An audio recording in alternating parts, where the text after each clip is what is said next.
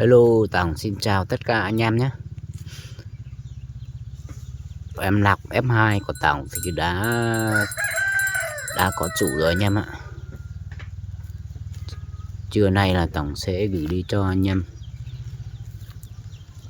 quay video cho anh em mình cùng xem video làm cối của em nó nha. Nhiều anh em hỏi nhưng mà anh em không chốt thì hôm nay có anh em khách chốt rồi anh em nhá. Hôm nay là sẽ gửi đi rồi. Chân nhướng em này tầm cuối thôi anh em. Sát chia tay anh em mồi em nọc M2 của mình rồi.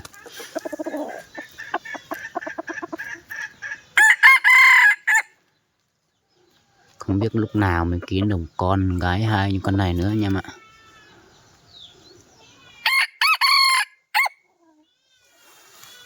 Con tay trắng này thì trước kia có anh em cọc rồi nhưng mà anh em lại bỏ cọc anh em nhé.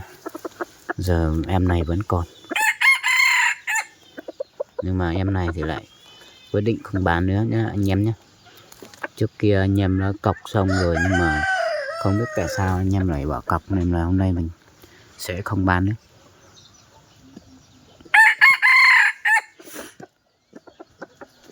Chuẩn bị chia tay em này rồi, sắp về chủ mới rồi.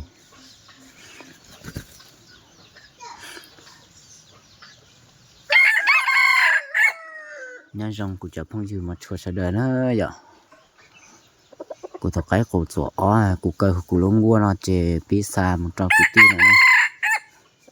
Ít để cho nó chỉ của giá món thì xa một trò cho cái tí nữa. Mua cái trong lành này nó chỉ sẽ lấy chi vô chứ.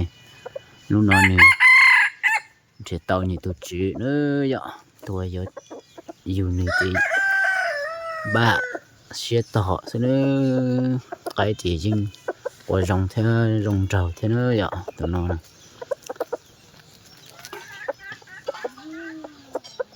Tụi nó mà có tôi sẽ qua rồng trầu hẳn nha.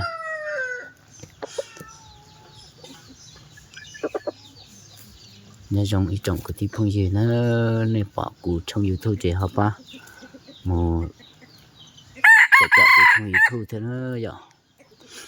Sao họ cũng muốn đá một rồi thay cái những cái cho cái sai ok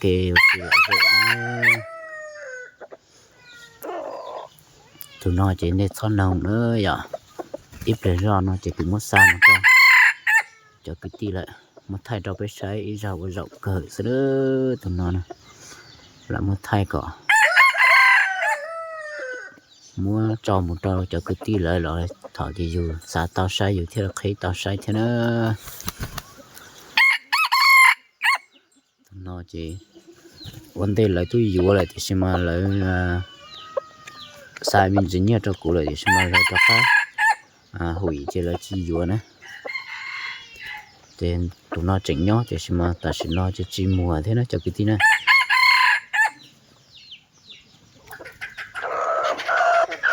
Nó giờ từ 9 giờ lên xí nó trên như chỉ cả mùa là nó chỉ có chạy chia nhó còn nông ở xí theo sai xí nó giờ chỉ cả mùa đó và cho là cứ đi chạy tà nữa cứ cho cái chua chạy tà nữa.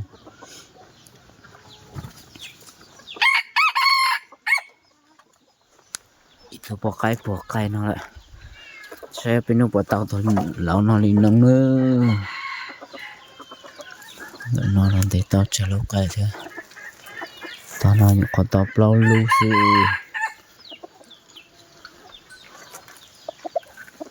sai rộng nó chỉ rộng cỡ nữa tụi nó thì bây giờ mù đi lại kia mà phải cho này ta chỉ cái tà đó.